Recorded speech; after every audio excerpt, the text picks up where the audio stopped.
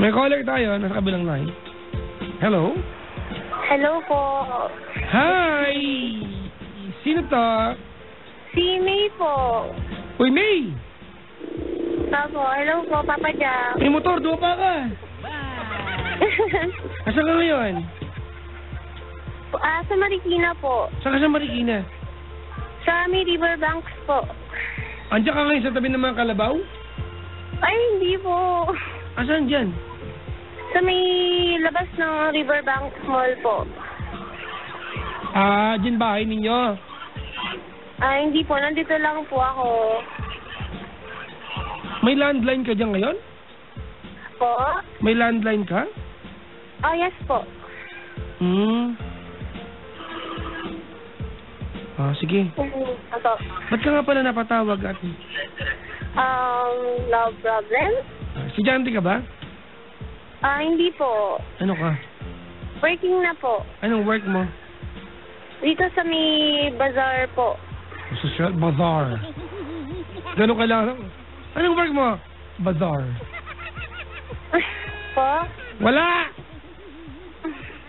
Ang cute ng pagkakasama mo nung paano yun? Saan ka nag-work?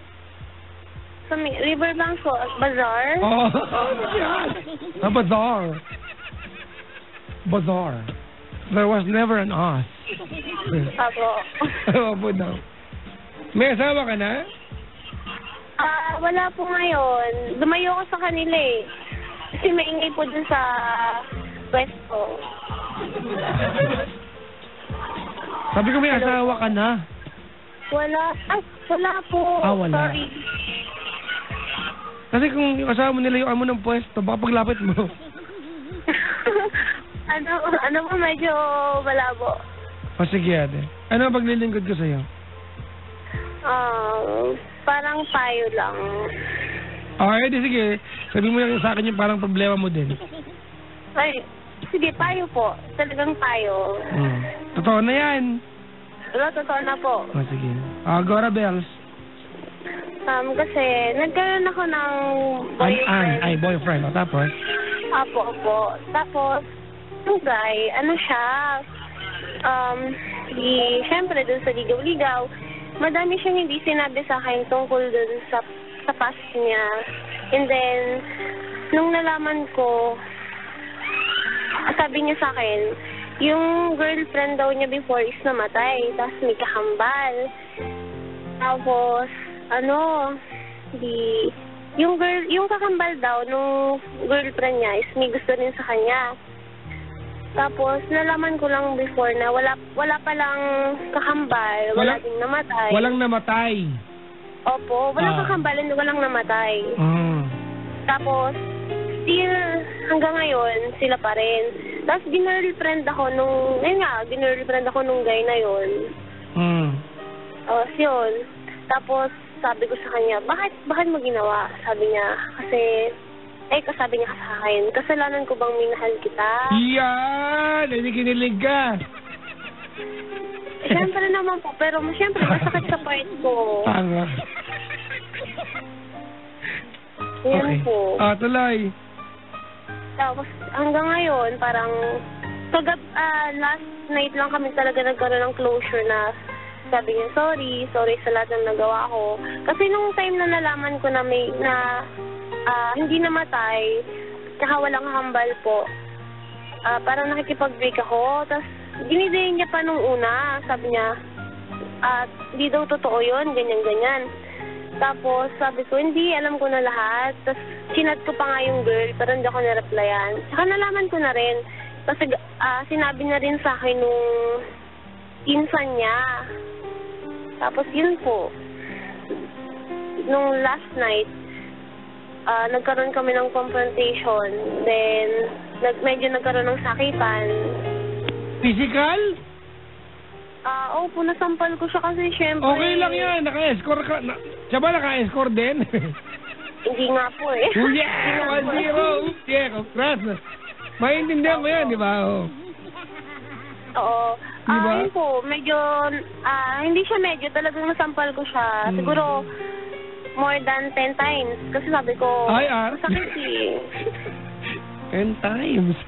Opo, more than 10 times yun. Sabi niya, sige, alam kong kulang pa yan sa lahat ng nagawa ko. Eh di sinunod ko po siya. Sinampal ko ng sinampal. Tapos yun, nag-sorry. Bigla niya akong hinag. Sabi niya, sorry, pero minahal lang talaga kita. Pero kailangan kong manili. Ikaw ba o yung girlfriend ko? Siyempre, mas nauna siya. So, kailangan kitang pakawalan. Ayun po. Sabi ko, sige, mag-give way naman ako eh. Sabi ko, hindi naman ako selfish na tao. Tsaka mas nauna siya, alam ko. Ayun po. Masakit. Ano problema ngayon? Na parang, ewan ko, kasi pag nagkikita kami, sabi niya, parang wala na lang naging relasyon tayo, hindi naging tayo. Ngitian na lang daw. Pero pag nakikita ko kasi siya, parang bumabalik yung sakit. Bumikit ka, mga salubong kayo. Eh, kawawa naman. Ha? Kawawa. Ba't kawawa? Mabangga pa ako, di... Ay, sa nasaktan bagay, na naman pinatulan, ako. no? Yun, paano yun, Papa Jack? Siyempre, minahal ko din yung tao, tapos... Ate, ganito, no?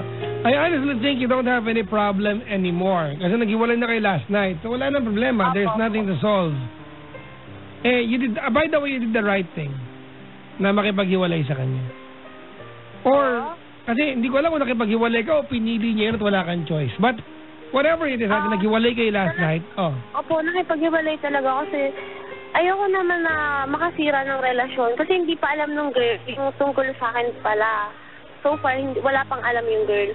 At dinadala niya dito yung girl. Ang sabi niya sa akin, yun yung kakambal. Tapos, ginagala lang daw niya. Eh, nakita nung... Tama lang yan natin. Imagine mo, ano? He would go to that length, di ba? Di ba? Opo. Para magsinungaling. Gumawa ng kwento. Napaka-creative. Imagine mo, gagawa ng kwento na may kakambal, may namatay. Para naman tanga yan. Oo nga po, sabi ko sa kanya, bakit naman pinapatay mo yung girlfriend mo? Wag naman hindi naman niya pinatay. Yung kakambal. What I mean is pinapatay niya sa kwento. Kara. Ganon eh. Diba? Dalawa? Ate, you don't have any problems anymore. Tapos na ito kagabi. If there's any advice I can give to you, simple na lang. Maintain mo na yan. Di ba? I mean, you don't need a guy who is stupid enough to come up with a story, ate. Di ba? Oh, just to get the best of both worlds. Which is very, very wrong. Oh. Ngayon, kung ang problema mo, ate, ay magkikita kayo palagi, wala tayong magagawa dyan eh. It's part of the deal. You will get used to it. Pero parang ako mo na, tigilan mo yung sarili mo, di ba, na magpabola pa ulit. Kasi, dapat niya malaman nung girl eh, para iwanan din siya. Kasi imagine mo yung ginawa, parang tadong lalaki. Hayop yan. Sabi ko nga sa kanya, sabihin niya sa girl, para naman, kung talagang nagsisisi ka, sabihin mo dun sa babae, kung talagang sincere ka na gusto mong humingi ng sorry, hindi lang sa akin, pati dun sa girl. Problema na niya yan. Ngayon natin, ihiwalay mo na yung sarili mo sa laking to. You've got nothing to do with him. Wala ka ng business sa kanya. I-unfriend mo na yan. I-unfollow mo na yan. I-unfriend na ako eh. Inunahan na ako eh. Inunahan ka pa, di ba? Huwag ka naman gano'n desperada, ate. Okay lang habulin ng lalaki o babae o kasi mahal mo, ate, kung karapat dapat yung tao hinahabol natin. Opo. I have nothing against mga kaibigan yung ganyan, di ba? Alam mo, may pinaglalaban ka, pinagagaling, pinaghugutan ka. But, in your case, ate, tama lang naghiwalay kayo. Oo, kasi, bale pa 2 beses na. So, nung una, okay na, work ko. Huwag natin pag-usapan yun, dami na pala. Tama lang, congratulations at nakawala ka sa lalaking walang kwenta. Gago yan ang po. Bawal yun. Puto kalasyaw, masarap. May binibenta niya sa Pasipay, yung puto kalasyaw. Alam yung puto kalasyaw, te? Hindi ko alam po yun. Yung kulay puting putong maliliit, na pag binili mo yung supot nakahangin. Yung alam ko eh. Di ba hindi ka inihipan ba yun ng ano? Kaya pala, hindi ba, mahininga, masarap naman. Masadyang may hangin yun lang. Alright, ganito ate. Para lang ate, just to fulfill a part of you, ate, wanting to unload something. Bibigyan kita ng pagkakataon tonight to say sorry, thank you, and goodbye sa kanya. Yun lang kayo itulong, ate, kasi wala ka ng problema, hiwalay na kayo eh. Keep it that way. Doon ka sa laking karapat dapat sa'yo. Doon ka sa lalaki ate na gagawin ng lahat, diba? Just to make you feel that you're the most beautiful girl in the world. Oo. Sige. Anong first name lang? First name lang. Ian po. So malamang Christian yan. Christopher. Ian Christopher. Ay, naku. Muntik na ako tumama no? Muntik na eh. Christian, Ian Christopher. Diba yan? Apo. Sige na. Anong mensahe mo sa kanya? Sa'yo, Ian, salamat. Salamat dun sa love kahit mali. Pero dumating talaga sa point na kailangan kong bumitaw kasi masakit na eh. Hindi na tama na ipagpatuloy. Kahit alam ko na yung mali. Bakit ko pa itutuloy? Bakit ko pa gagawin? So, yun, itama mo na lang yung mga nagawa mong mali kasi nakakasakit ka.